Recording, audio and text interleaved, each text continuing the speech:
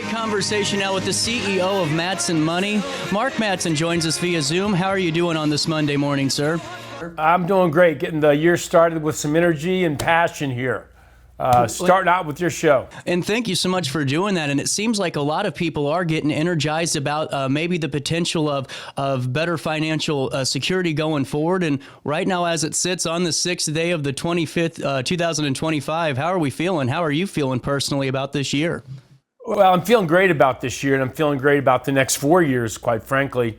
I think what we witnessed was nothing short of a miracle as Trump won the election. I really restored my faith in America, our values, our freedoms, our morals, our ethics.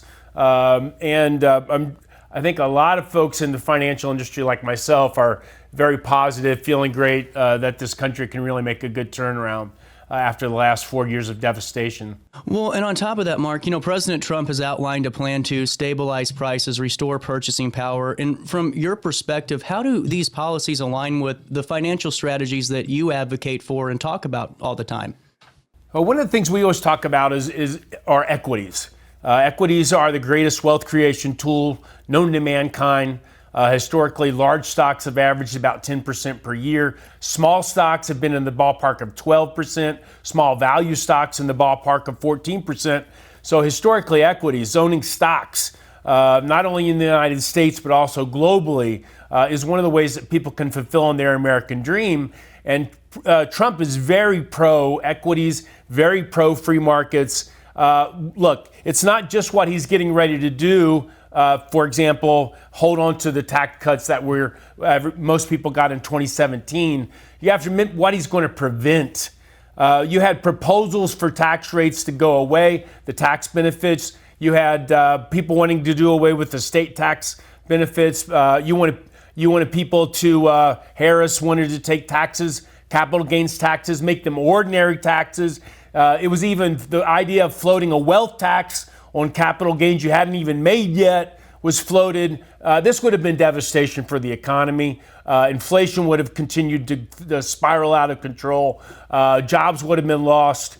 So we really dodged a bullet on this one. Well, and on top of that too, Mark, and you know a lot more about this than I do, but just in my perspective and my demographic and my generation, it seems like that American dream, quote unquote, is just becoming less and less obtainable for younger people, or our perception at least, where we're going, man, we aren't going to be like our grandparents.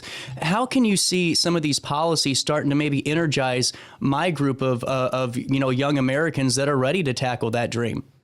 Yeah, and I want to just say for all the young people out there, look, the American dream is still attainable. It's still real with hard work and determination. It's out there. We have more entrepreneurs than ever in the United States of America. Almost half of everyone's employed by a small business, not a large Fortune 500 company. So there are a lot of opportunities. Look, a couple things to remember. When people think about the American dream, here's the kind of things they want. They usually want a family. They want to have a secure job. They want to be able to save for retirement.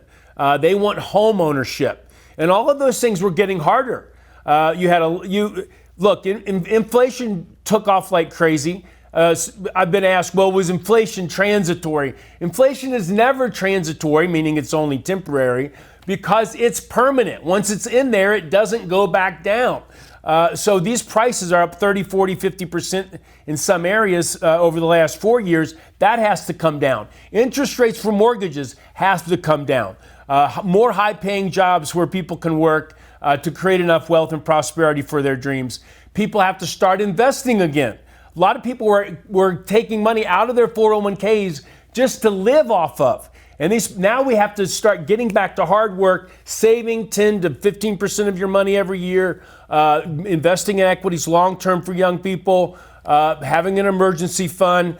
And I think there's going to be a lot of opportunities for that to happen in the future. Well, you spoke on inflation, and that's something that really has just hit every family. Walk the grocery aisle, and if you feel comfortable paying $8 for cereal, God love you. I can't personally. And, Mark, with that, Donald Trump's approach to tackling inflation, how do you see this benefiting American investors and families that are looking to maybe preserve their wealth or maybe even establish it too?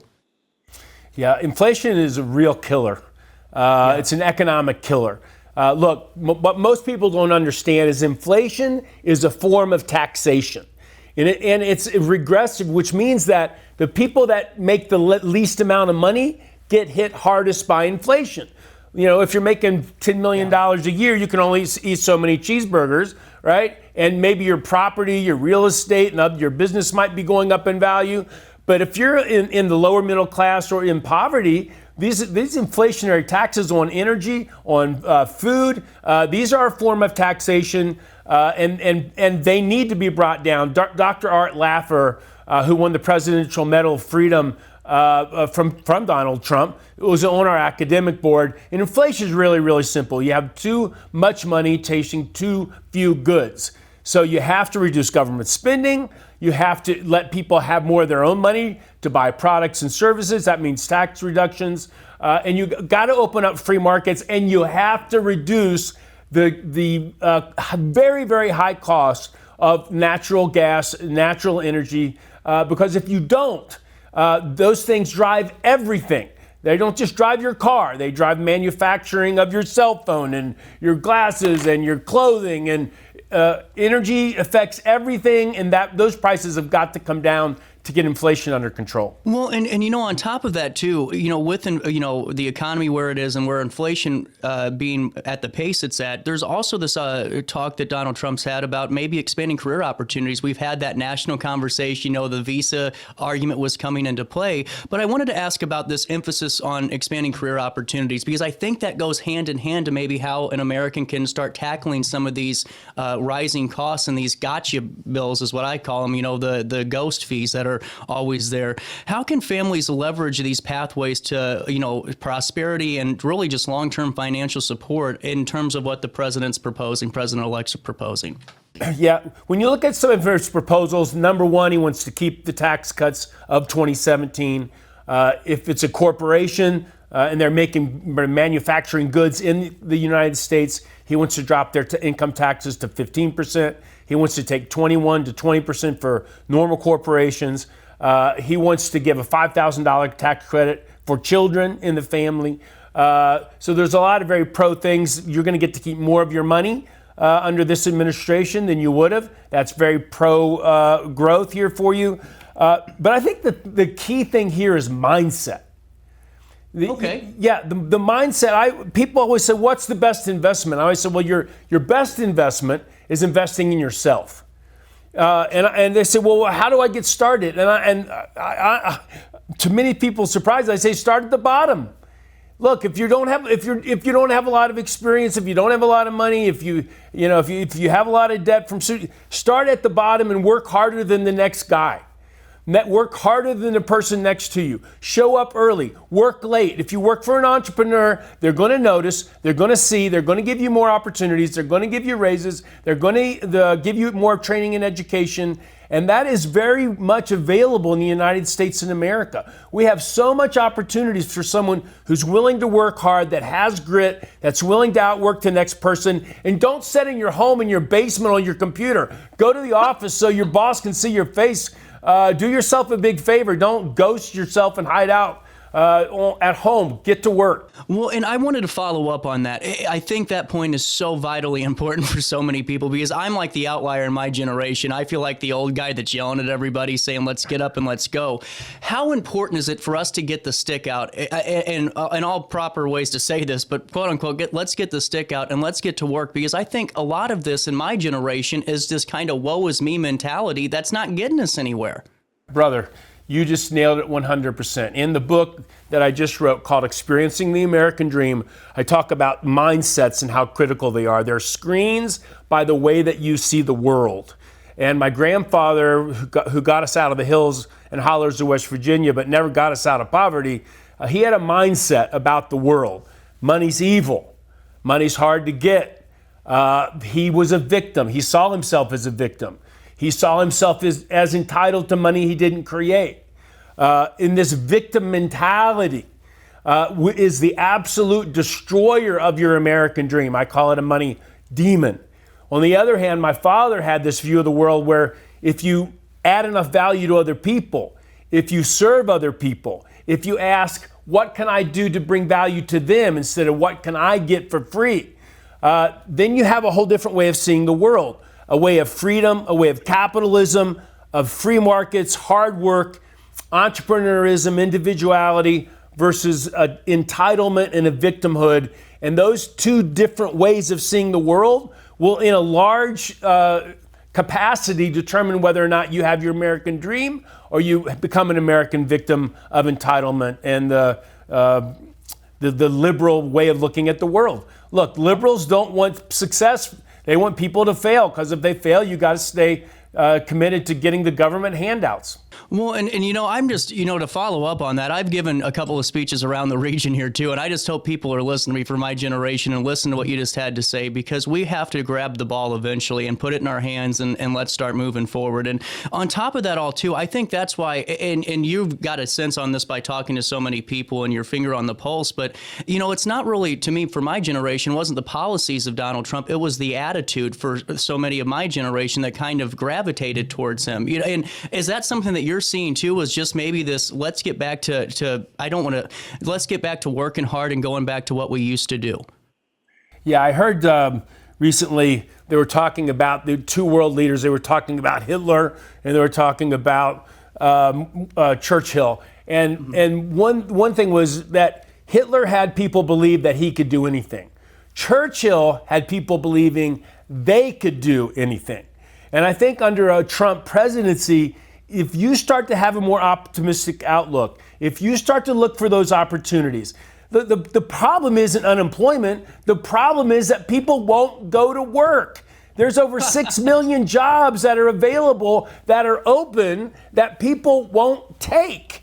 So, we've been a little sheltered here in America. We've really had it well for a long time. And I think that makes people a little lazy, a little apathetic, setting back on their heels instead of going out and chasing it. But if you're willing to work hard and figure out what can you create value for other people, and the capitalistic system will create value for you if you're willing to create value for others. And it's an amazing thing. Capitalism is incredible. It's the greatest wealth creation tool the world has ever known. And as an American, you're entitled to it. You're entitled to freedom of speech, freedom of capital, freedom to start your own company. Look, you and I aren't having this conversation if we live in Russia right now. We're not having this conversation if we live in Cuba or Venezuela or Iran. There are great opportunities here in America. Well, and you're right, Mark. And, we have a couple of minutes left here. And it just goes back because people ask me all the time, they go, man, how did you get this show on the road? Because I did it. It wasn't this big equation. You just did it. I worked in radio and said, let's try this. And no matter what, we just got to keep trying. We got to put the feet down and we got to work. And now with that being said, how do President Trump's overall economic policies, I know that there's, talks of tariff. What does that actually mean? How do they how do these policies, this economic vision, how does it resonate with just your personal philosophy, throughout this whole process? There's never, even in marriage, there's never a perfect fit. You always have to have conversations about things you have to work through. So I love President's policies overall. Not a huge fan of tariffs. He's suggesting a 20% tariff on everybody, a 60% tariff on China. I talked to Dr. Art Laffer just the other day. He said, look, the tariffs, one thing about Trump, and he definitely has this, I'm not great at negotiation, I'm pretty bad at it, but he's great at it. And what he does is he uses those tariffs as a negotiating tool, as a chip, a negotiation chip. And so I'm not really worried about the tariffs so much. I'm not worried about a trade war. I'm worried about real war. I'm worried about Iran and Israel. I'm worried about Russia and Ukraine. And that's a key thing for the global economy to heal and recover, is for Trump to help in those wars. That's going to be a key for inflation. That's going to be a key for stability and for growth for our country and other countries. And he's building a coalition, not just of the United States, but all these other foreign leaders. And I think he'll do a great job at it, much better than Biden. Before I let you go, Mark, and I really appreciate your time this Monday morning, I wanted to ask you finally, before I let you go, talking just a little bit about everything here today. And what I think such a big component is not everything is going to be given to us as an American citizen. Just because we voted for X, Y, or Z doesn't mean X, Y, or Z is going to be giving us the world. There's got to be a working component to it. If Trump's policies are implemented and the American, everyday American like myself or anybody else is starting to put that work in, how does your vision of the American dream currently shift once you start seeing these things in action? Yeah, I think it just, my view of it doesn't shift, because my view of it is that the American dream is not just having money or materialism. Mm-hmm. It's having a positive outlook. It's creating wealth for others. It's freedom. It's independence. It's family. And I think it's freedom of speech and freedom of religion. It's freedom of the press. And I think you're going to see much more freedom. And we had a lot of restrictions under President Biden. And I think that was going to get worse. My hope for this country and the American dream, and for people striving for it, this is a great time to be an American. Mark, all I know is that it snowed 10 inches here in the St. Louis area, and I was struggling to get into work today. I had to look like Tony Soprano walking through the woods, you know? But you gave me the energy, man, to fire me up. I hope to talk with you again soon. Thank you so much for your time, and the best Monday you can have. Yeah, absolutely. Take care of yourself out there in that snow. Thanks, brother. We'll talk again soon. Mark Matson, the CEO of Matson Money.